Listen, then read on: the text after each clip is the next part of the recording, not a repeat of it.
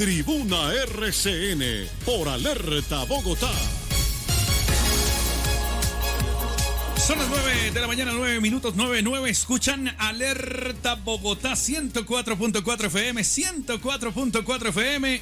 La emisora que los escucha de verdad. Una nueva propuesta radial, Alerta, el histórico noticiero que lleva 30 años al aire, ahora es una emisora. Estamos 24/7 como Radio Hablada.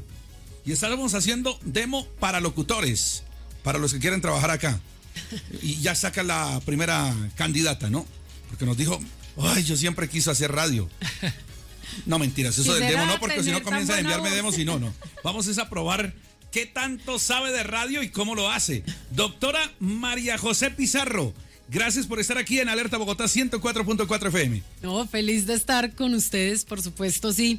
Quisiera es tener los dones de la buena palabra, ¿no? Que tienen, de la palabra dulce, que tiene el ejercicio de la locución. Pero bueno, son años de trabajo, ¿no? Como todo. Sí. Y hace años nos conocemos, doctora María José. O sea, pasó cuando yo estaba en La Cariñosa, pasó cuando yo estaba en Radio 1. Ahora estamos en esta nueva apuesta radial que se llama Alerta Bogotá 104.4 FM.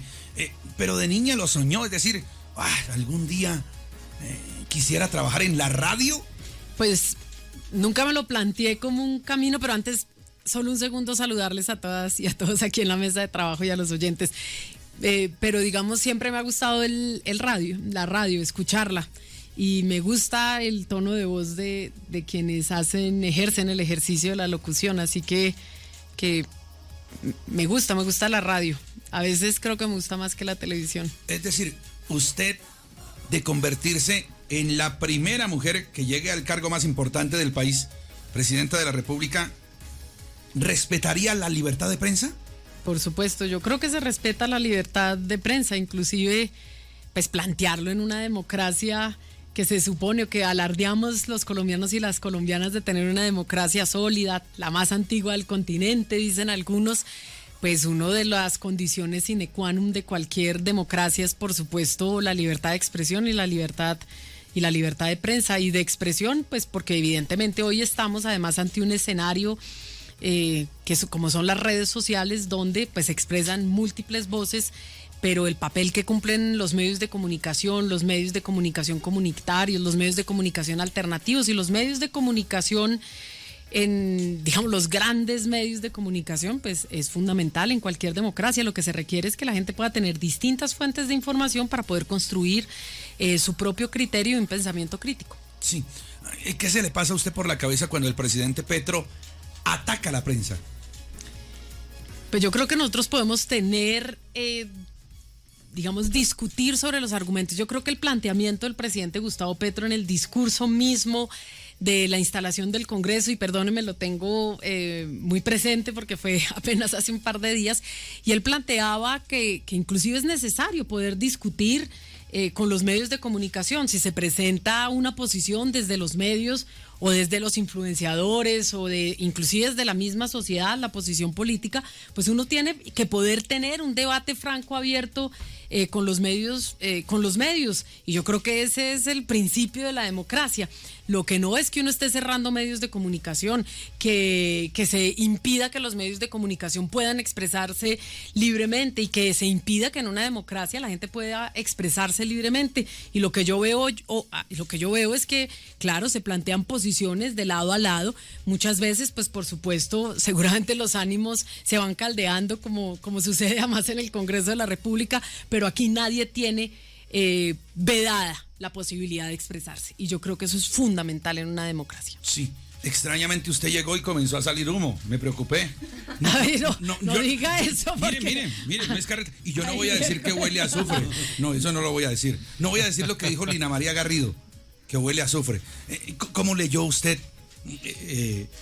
lo que tuvo que ver con la oposición, la lectura que dieron quienes se oponen al gobierno, especialmente desde Cambio Radical? Ella que se puso un sombrero y le dijo al presidente, míreme a los ojos. Hay también distintos estilos en Cambio Radical. Hay estilos respetuosos, y digamos además muy sólidos en sus argumentos, como por ejemplo, y lo dije hace unos momentos en la FM, el discurso del año pasado del senador de Cambio Radical, David Luna, que lo hizo, en mi criterio, perfectamente bien, muy sólido en sus argumentos, aunque por supuesto tenemos posiciones contradictorias, pero un discurso contra el presidente de la República de Colombia, y un discurso en el cual le vas a plantear tus posturas políticas, que vas a contrarrestar inclusive argumentos que se pueden haber presentado, porque por eso es el discurso de la oposición política, que tu argumento quede completamente desdibujado ante los improperios, los insultos, ya no solamente contra el actual presidente de la República, sino contra la dignidad presidencial, que uno entienda que el fuero parlamentario permite que uno pueda trapear el piso con la dignidad presidencial, pues me parece absolutamente innecesario y de mal gusto, y además no debería permitirse. Yo no sé qué estaba haciendo el presidente Efraín Cepeda, que fue incapaz de exigir respeto por el presidente de la República, que entre otras no lanzó improperios contra nadie, presentó su plan de gobierno, presentó sus posturas políticas, hizo todo un balance de ejecución, y que la respuesta fueran digamos, insultos, inclusive en términos personales. Porque tú puedes estar en desacuerdo, pero el debate aquí no es personal, el debate es ideológico, y yo vi mucho ataque personal y muy poco argumento y debate ideológico. Para mí se desdibujó completamente el discurso de la oposición política por el tono, por el estilo, por las formas. Entonces se le pide al presidente que le baje al tono, pero vaya usted y mire el tono de la representante. Ahí sí vi silencio, y eso me preocupa. Son las 9 de la mañana, 16 minutos. Está con nosotros María José Pizarro, precandidata presidencial por el Pacto Histórico. Digo por el Pacto Histórico porque le están haciendo el feo. A Bolívar no es que le guste que usted esté mucho ahí en la lista, por ahí como que me la obviaron, por ahí como que le iban haciendo la de Teodolindo Avendaño, me le iban sacando el que sabemos.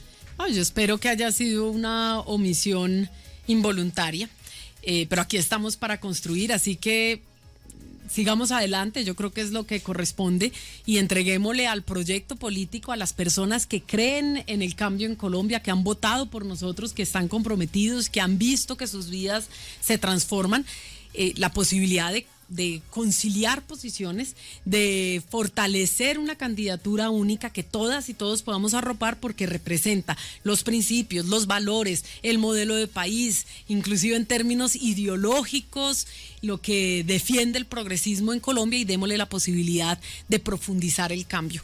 Por lo demás, pues aquí estoy presentándome ante la nación colombiana, porque además es una consulta abierta. Eso quiere decir que todos los colombianos y colombianas podrán votar, y yo espero que vean en mí la persona capaz de recoger las banderas de este proyecto político y llevarlo mucho más allá. Estoy segura de que así será, así que a ganar el 26 de octubre. Las pocas encuestas que han salido le favorecen, ha venido creciendo, han sido justas con lo que usted cree que está haciendo.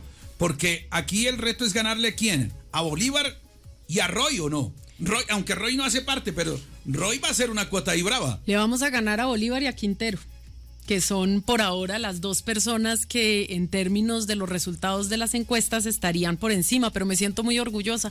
Soy la mujer del proyecto político que mejor favorabilidad tiene, inclusive por encima de muchos políticos de la oposición. No se lo decía ayer una encuesta que salió, ¿no?, de estas encuestas que salen cotidianamente, decía muy claramente que hay una imagen favorable, pero además que soy la primera mujer del progresismo, y yo creo que el progresismo tiene y tendrá rostro de mujer. Así es en el continente, con Claudia Sheinbaum, con la presidenta hondureña, con la candidata ya presidencial Jara en Chile. Es decir, el progresismo en el continente tiene rostro de mujer, y somos nosotras las que podemos no solamente cuidar el proyecto, sino cuidar la nación y profundizar en todo aquello que hemos venido construyendo. Sí, usted ha sido una defensora, sin duda, del movimiento progresista y sobre todo del gobierno del presidente de la República, Gustavo Petro. Con toda franqueza, ¿lo ha hecho bien Petro? Cuando llueven tantas críticas, cuando la popularidad está baja, cuando inclusive fuego amigo le llueve. Mire lo de Leiva, no lo ha dicho la prensa, lo han dicho los que eran o se consideraban amigos del presidente. ¿Lo ha hecho bien Petro? Yo creo que lo ha hecho bien Petro y creo que varios de los resultados que él mismo presentó en el discurso, que además yo quiero invitar a los colombianos y colombianas a que lo escuchen porque da una visión de país distintas con unos resultados muy concretos. Yo creo que lo ha hecho bien, por supuesto hay cosas que siempre se pueden mejorar, pero yo creo que hay un buen balance. En temas económicos tenemos y sobre todo los datos macroeconómicos son muy importantes. Tenemos las cifras de desempleo más bajas de los últimos 10 años, e inclusive cuando medimos los meses de abril, mayo, junio de todo el siglo XXI. Las cifras más bajas de desempleo. Tenemos una inflación controlada, cosa que no está sucediendo en todos los países, sobre todo cuando estamos en una crisis pospandémica, podríamos decirlo de alguna manera. Tenemos el PIB en un buen estándar, un estándar estable, y eso quiere decir que la economía va creciendo y que hay sectores que le están aportando muchísimo a ese crecimiento. Y yo quiero felicitar que el gobierno se haya puesto la camiseta para trabajar y potenciar estos sectores. Sectores, por ejemplo, como la agricultura. No solamente el café, que ha crecido un 22%, sino que en términos generales el crecimiento de la agricultura está por encima del 8%, el 8,8%. Y eso quiere decir que hoy es motor del crecimiento, que en Colombia sea motor la vida, la producción de alimentos, la agricultura, que permita que el campesinado pueda recuperar la dignidad en un país que tiene vocación campesina. Todos nosotras y nosotros tenemos esa vocación campesina, pero si nosotros miramos la familia, poner 3 ejemplos, por ejemplo, que tu madre haya podido pasar a un empleo formal, que además ganemos más porque el salario mínimo ha aumentado en estos 3 años un 36%, que eso quiere decir que alcanza para comprar la comida, que alcanza más para comprar el transporte, es decir, que hay mejores condiciones y calidad de vida, que tu hijo o tu hija que se acaba de graduar del colegio pueda inmediatamente plantearse ir a la universidad, porque hoy las matrículas en las instituciones de educación superior pública, SENA, institutos técnicos, tecnológicos y universidades públicas es gratuita. Es fundamental que tengamos mayor cobertura, entonces que mi hijo que tenía que irse a Bogotá pueda plantearse tal vez estudiar en la universidad de su territorio, pues es fundamental porque eso permite generar arraigo, y que además tu primo que muchas veces trabajaba de jornalero pueda hoy llamar y decirte: hey, mira, tengo hoy mi parcela de tierra y ahora soy dueño de mi territorio. Eso es construir una nación de propietarios, una Colombia de propietarios, y eso es fundamental. Así que sí, hay un énfasis distinto en este gobierno, pero en materia social yo creo que se han dado pasos muy hacia adelante, inclusive en el debate. En el debate hoy estamos hablando de estas cosas, antes hablábamos de otras, pero hoy en el centro de la discusión están los derechos sociales de los colombianos. Sí, pero entonces, si las cosas están tan bien como usted las dice, doctora María José Pizarro, senadora de la República, hoy precandidata por el Pacto Histórico, por eso analizan la posibilidad de la reelección de Petro. Es que Sade lo gritó, o sea, van a mover esto, no es una trama lo de la consulta popular, y van a meter como sea una constituyente para reelegir al presidente. Lo ha dicho el presidente hasta el agotamiento. Lo hemos dicho nosotros como proyecto político. No estamos de acuerdo con la reelección. Hemos hablado de reelegir el proyecto político.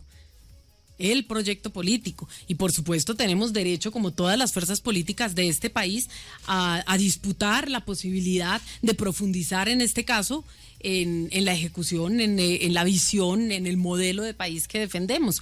Pero es la reelección del proyecto político, en eso absolutamente claro. Nosotros somos defensores de la Constitución Política de Colombia. El mismo presidente ha dicho: yo voy hasta el 7 de agosto del 2026, y en ese momento otros horizontes me deparará la vida, y lo ha dicho de manera repetida.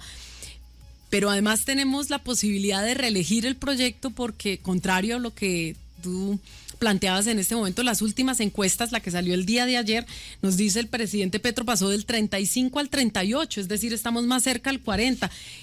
Por ejemplo, Iván Duque a estas alturas estaba por el 20%. Eso quiere decir que hay grandes sectores de la población, y eso que no siempre se mide en los sectores rurales, que sienten que hay un gobierno que ha llegado, que se ha democratizado la inversión, que esto también es importante. Aquí hay desigualdad económica, o sea, desigualdad social, desigualdad económica y desigualdad territorial. Casi siempre la mayor inversión de recursos se iba para la zona central del país, mientras que la periferia se quedaba siempre en el olvido. Y hoy hay una mayor inversión en regiones que no siempre habían recibido esa atención del Estado. Sí, de convertirse usted en la primera mujer presidente del país, ¿metería a Benedetti en su gabinete? Pues la verdad, yo creo que independientemente de los nombres, yo creo que hay que construir un gabinete sólido, un gabinete comprometido con el proyecto político, que conozca el plan de gobierno y que esté dispuesto con toda la valentía a sacarlo adelante. Y eso es lo que se requiere, porque lo que no podemos es estar en una turbulencia que no siempre permite una ejecución eficaz, sino que requerimos ese equipo sólido, y ese es el que hay que construir. Ahora, yo espero que quienes hicieron parte de la política tradicional, que muchas veces traen esos estilos y esas formas de la política tradicional, vayan cambiando, porque lo que requerimos es entregarle al país un estilo y unas formas distintas de hacer política, y espero que quienes vienen de esa política tradicional y han estado en este gobierno hayan hecho reflexiones profundas, y este paso por este gobierno les haya cambiado profundamente, y trabajaré con aquellos que demuestren que han cambiado. Con los que siguen con las mismas mañas y con los mismos estilos, pues definitivamente con esos no puedo trabajar. María José, ¿qué representaría para usted liderar un país que aún vive las secuelas del conflicto, siendo usted hija de Carlos Pizarro? Recordemos que fue asesinado en 1990 en un avión de Avianca. Tenemos unas secuelas de la guerra inmensas, no solamente por el número de víctimas que tenemos, que es vergonzante, 10 millones de víctimas en el país y creciendo, es vergonzante. Tenemos que entender que una política de paz en Colombia es fundamental, fundamental. Ningún gobierno puede prescindir de una política de paz, porque es la gran deuda con la nación colombiana, la posibilidad de construir una paz que pueda ser sentida y que además una generación completa pueda vivir en la paz, y ese tiene que ser un enfoque, y ese no es negociable. Ahora, tenemos que diferenciar la política de paz de la política de seguridad, y tenemos que construir una política de seguridad que pueda integrar distintas visiones, una mirada a largo plazo que permita superar los problemas estructurales que abocan a millones de jóvenes a la violencia, porque no tienen más opción, pero al mismo tiempo tenemos que construir una visión y un modelo de corto plazo que permita solucionar percepciones de seguridad y condiciones de seguridad en el corto plazo. Necesitamos reforzar la justicia, porque sin justicia, pues en la impunidad campean los delincuentes, los agresores. Una cifra que debería despertar todas las alertas. Cuando tú tienes más del 90% de impunidad en los casos de abuso sexual contra menores en nuestro país, tú tienes que reforzar la justicia. Eso no es potestativo, porque se trata de proteger a las nuevas generaciones de colombianos y de colombianas. Así que desde esa visión de paz, pero la paz no es solamente el desarme. La paz no es solamente que se bajen los fusiles y las armas. La paz es que la gente pueda tener garantías para construir un proyecto de vida, es construir una Colombia con oportunidades. Y yo creo que en eso es en lo que tenemos que trabajar. Y eso era en últimas lo que quería mi padre. Quiso hacerlo desde la paz, no lo dejaron. Hay una tarea que tiene que ser completada. Bueno, al presidente Gustavo Petro le critican el tema de las gabelas que le ha dado a estos grupos al margen de la ley, entendiendo pues tal vez en una buena intención de que se acojan a esos procesos de paz. Pero frente a esto, doctora Pizarro, ¿usted qué haría en actividades a corto plazo para hacerle frente a estos grupos delincuenciales que se han venido tomando el territorio colombiano? ¿Le gusta la ley de sometimiento? Dos aspectos fundamentales para responderte luego esta primera. Las organizaciones sociales en los territorios han construido estrategias de paz. Hay todo un aprendizaje para arrebatarle a los niños, a los jóvenes de la violencia que han construido las organizaciones, y nosotros no hemos hecho un balance con las organizaciones sociales para que estas estrategias de sobrevivencia que han tenido puedan ser parte de una política de gobierno, y eso es fundamental, porque si no, ¿cómo haces para que los jóvenes en las comunas, en los barrios marginales, en el campo, pues terminen abocados a la violencia? Y esas estrategias tienen que fortalecerse, esto es fundamental, porque si no, lo que tenemos es todo el tiempo carne de cañón para los violentos. En segundo lugar, yo creo que hay que construir una política robusta de sometimiento a la justicia. Fíjense ustedes que en la anterior ley que tuvimos de sometimiento a la justicia, ningún grupo de manera colectiva, lo que hemos tenido son sometimientos individuales, y nosotros necesitamos sometimiento de estos combos, de estos grupos armados. Yo quiero ver cómo funcionan los modelos de paz urbana que se han venido trabajando en los territorios. Hay algunos que han funcionado más que otros, o algunos funcionan bien en unos momentos, en otros, pero creo que ese diálogo, esa conversación deja reflexiones que son importantes y que pueden profundizarse más a largo plazo, y digamos, yo revisaré con atención, como le corresponde a una senadora de la República que hace parte de la Comisión Primera, por donde va a pasar la ley de sometimiento, con lupa a este modelo que ha presentado el ministro de Justicia. Acompañaré lo que considero es fundamental para alcanzar la posibilidad de construir y de avanzar en la consolidación de la paz, y definitivamente no acompañaré aquello en lo que no considere esto le aporta a la paz de nuestro país. Así que tendré que revisarla con lupa, porque es lo que me corresponde, no sumarme, digamos, como al relato anticipado, sino revisar con datos, con cifras, como nos corresponde a quienes estamos en el Congreso, si queremos defender nuestras posturas, hacerlo con éxito y entregarle un mejor país a los colombianos. Doctora María José, buenos días. Yo quisiera devolverme un momento al tema de reelecciones. Y es que usted en varias entrevistas afirmó que el pacto histórico trasciende la reelección del presidente Gustavo Petro y que es un proyecto político mucho más amplio. Si usted fuera la candidata, ¿cómo representaría ese relevo generacional, sin parecer que esto es continuidad automática, sino más bien una transición legítima? Lo primero es que ya hay una diferencia física inclusive, y es que yo soy mujer y el presidente es un hombre, y tenemos estilos diferentes y pertenecemos también a una generación distinta. Por supuesto que a mí me formó la generación a la que pertenece el presidente Gustavo Petro. De ello tengo muchísimos aprendizajes, reflexiones que he hecho a lo largo de los años sobre sus luchas, sus reivindicaciones, sus ausencias también, ¿no? Porque pues evidentemente es una generación que dedicó su vida a transformar este país, pero, y por lo mismo te puedo decir que hay diferencias sustanciales en el estilo, en la forma, en las reflexiones. Nosotros tenemos que generar un diálogo inmediato y mucho más cercano con las nuevas generaciones. Hoy existe una brecha generacional muy grande, inclusive por los desarrollos tecnológicos, por la realidad a la que se enfrenta la juventud y a la que nos enfrentamos nosotros mismos. Unos desarrollos tecnológicos importantísimos, una inteligencia artificial que promete transformar nuestras sociedades, que puede ser llevada de la peor manera porque termina excluyendo precisamente al trabajador cotidiano, que puede incorporarlo, construir capacidades para que ellos puedan involucrarse y además crecer en su calidad de vida. Yo creo que hay que analizar lo que ha sucedido con la inteligencia artificial en distintos países, que ha sucedido en China, cómo lo manejan en Dinamarca, inclusive Estados Unidos, ¿no? Con el Silicon Valley, y cómo esto va transformando las sociedades. Pero lo cierto es que nosotros tenemos que generar un diálogo generacional que nos permita responder a los anhelos de la juventud. La juventud a veces hoy está desesperanzada porque sienten que se agota el camino, que el planeta ahorita, ¿no?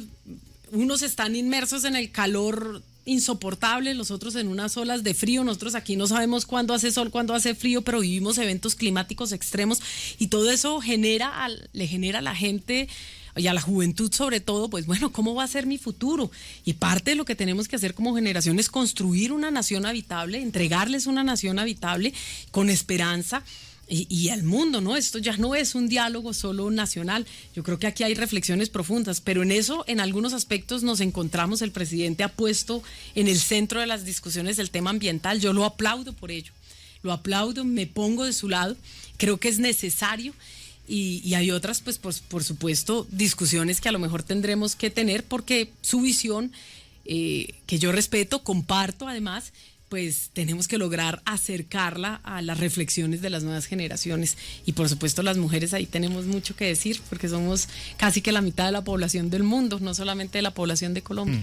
Sí, no solamente los jóvenes, todos los colombianos estamos preocupados porque hemos sentido que el país ha retrocedido 30 años por el terrible escenario de orden público. Inclusive el ELN volvió a anunciar el paro armado aquí en Colombia a partir del 25 de julio. ¿Cómo piensa usted defender al país, siendo que ha tenido considerables diferencias con la fuerza pública? Inclusive, la persona que menos se le ha visto cercanía con la policía es usted.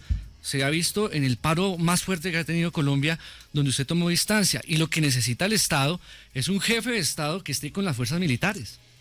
Pues mira, tal vez la gente pueda tener esa visión, pero fíjate, te voy a contar un episodio personal. Yo soy nieta de un comandante general de las Fuerzas Armadas de Colombia, el almirante Juan Antonio Pizarro García, ese fue mi abuelo.